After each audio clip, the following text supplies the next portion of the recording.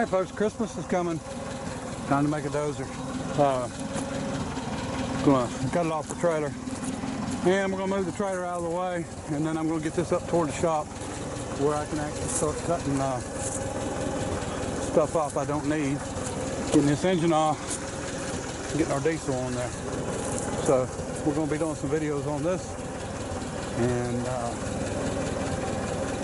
so this is our next project to see if we can get knocked out pretty quick. But we'll see what happens. We're just gonna run through it real quick. Here's the pump for the hydraulic. This is the belts to run the ditch witch chain. All this will go. This will all go. And this will face that way. This engine's gonna come off, a different engine on. We're gonna redo this whole platform. That's gonna be the biggest job. And face it that way. And have the high blade hydraulics.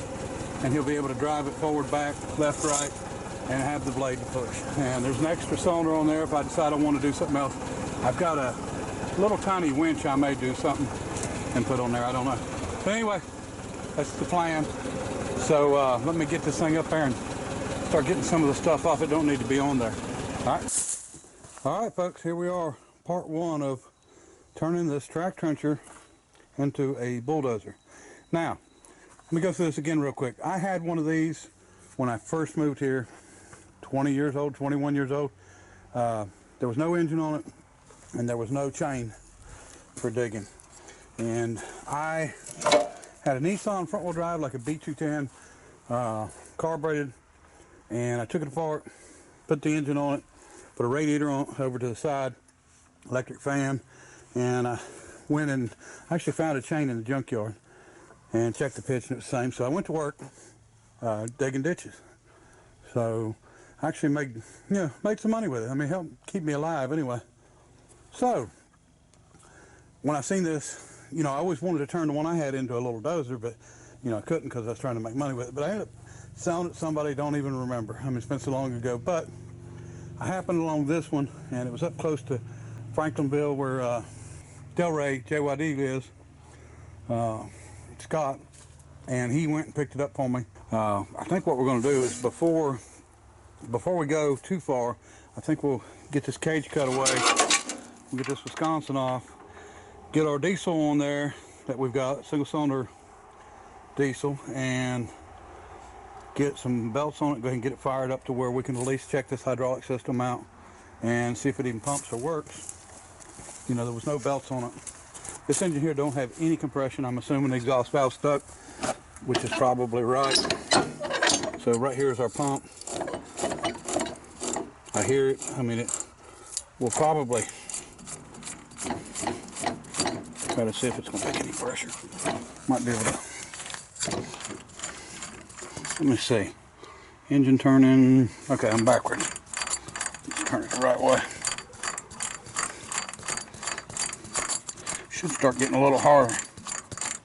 Yeah, it's picking up fluid. I can tell.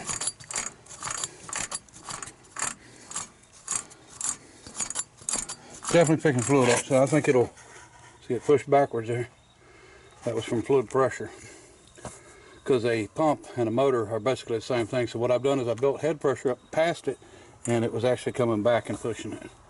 So let's get the engine off, which is a huge engine in comparison to the one I'm putting on it, height-wise. And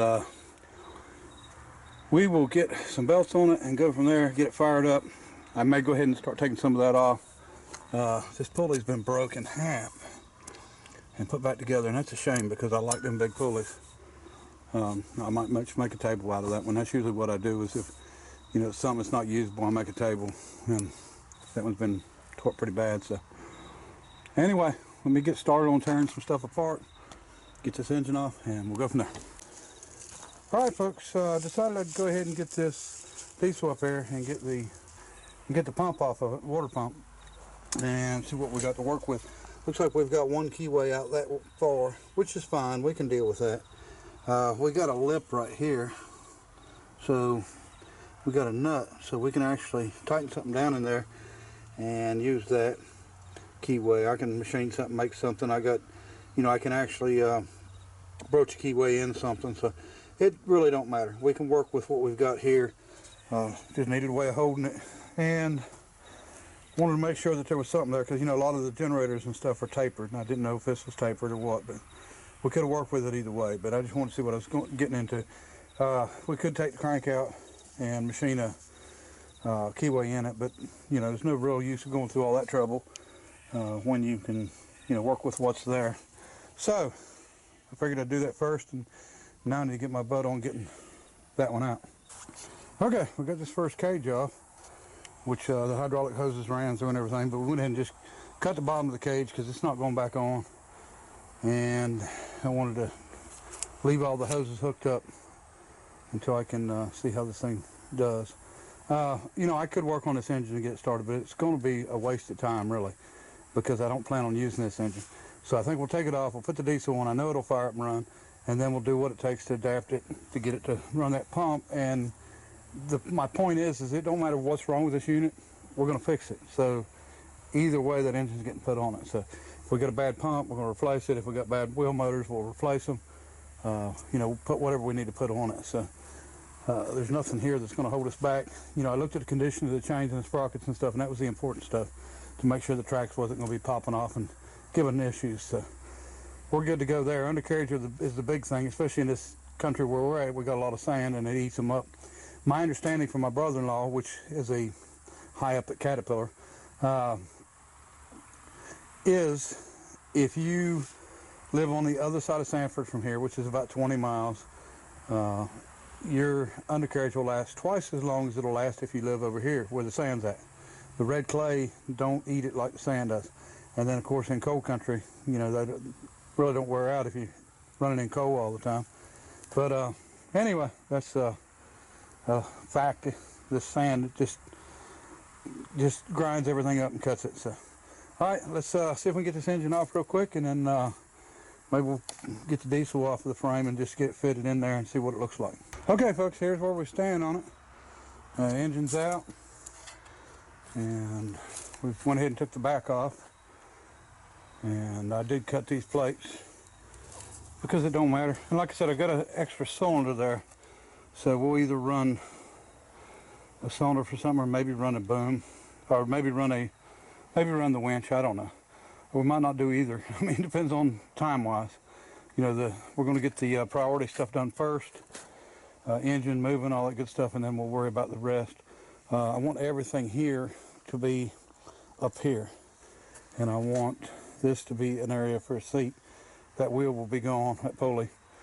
All this adjustment will be gone, and then we'll make another cover, sort of like this one, and we may take this one off and maybe move it forward to cover the entire track. The blade's a good ways out in the front, which is fine. I don't have a problem with that, because it works fine like it is. And with that engine, it don't weigh nearly as much as the engine was on it, so it's not going to be really nose heavy. And worst comes worst, we can add weight back here to level it out. But you can see it's built pretty heavy back here. So anyway, I'm going to keep at it. I'm going to get this engine set down in it and just see what it looks like and what we have to do for a pulley. And I'm probably, because this is a 24-volt starter, we are going to run 2 batteries on it. We can probably run them right back here. That'll add us some weight, but we'll run them as 24 volts. But I'm going to pick up a 24-volt alternator, and we're going to run it in line on our 2 belts, or on one of our belts that's running our hydraulic pump. We're going to figure out a way of doing it, even if I've got to add a 3rd pulley or something like that. That way we can run, keep our batteries up without having to mess with them a bunch. So, keep them charged and all. So anyway, that's the plan. That's what we're working on now, and we're going to get back at it. Okay, I've just temporarily set the diesel in there, and looking pretty good. Not bad at all. But we got to remember that this control valve will be moved. These handles won't be there.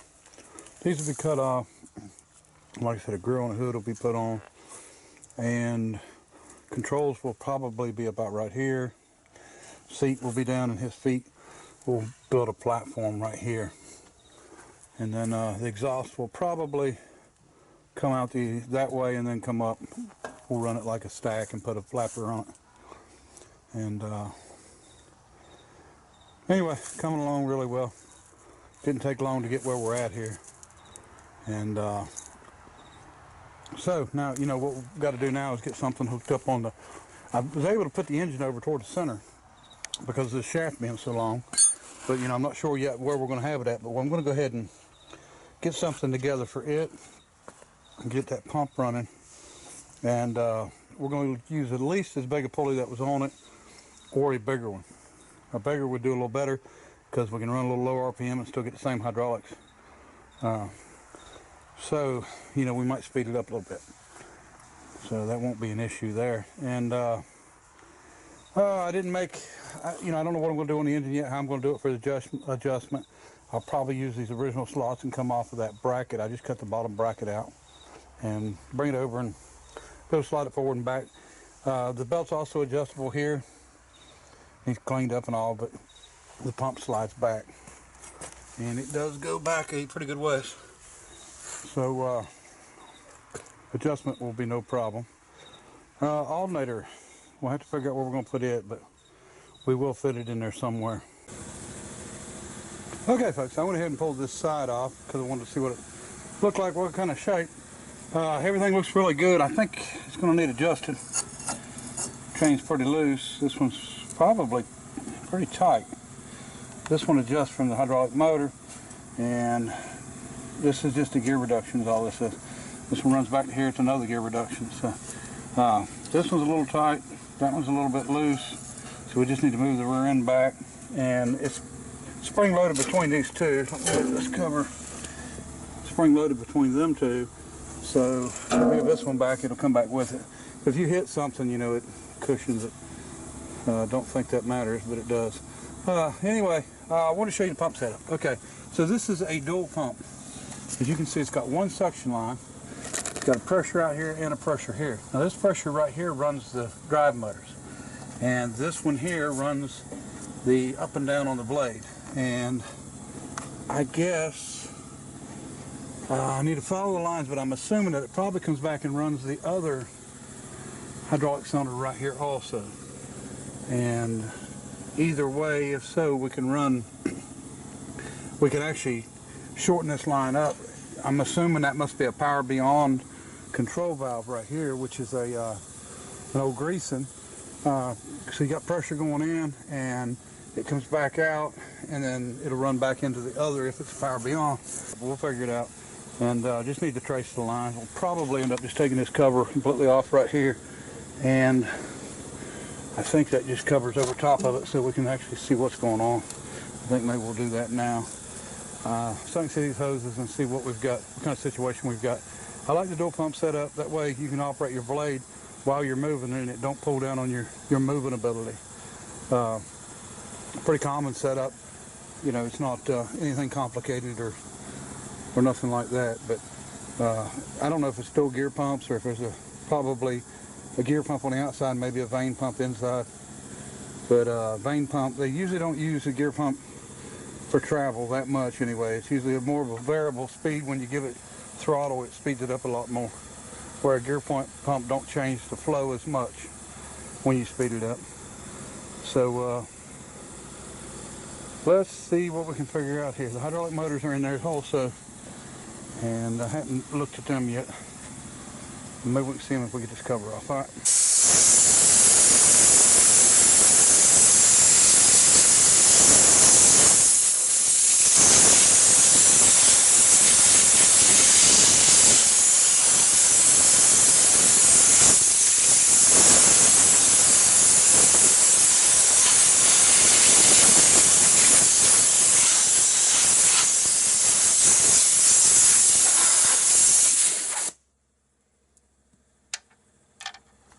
Okay, just know the mice nest and that rat's nest out of there.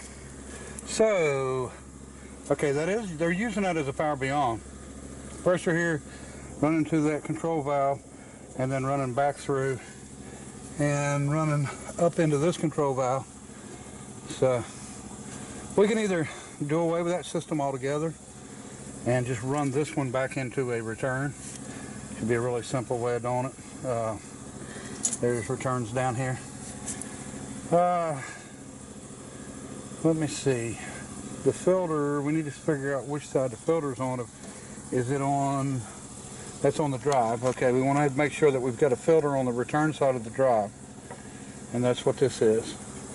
Why they have this valve here. Still haven't figured this one out.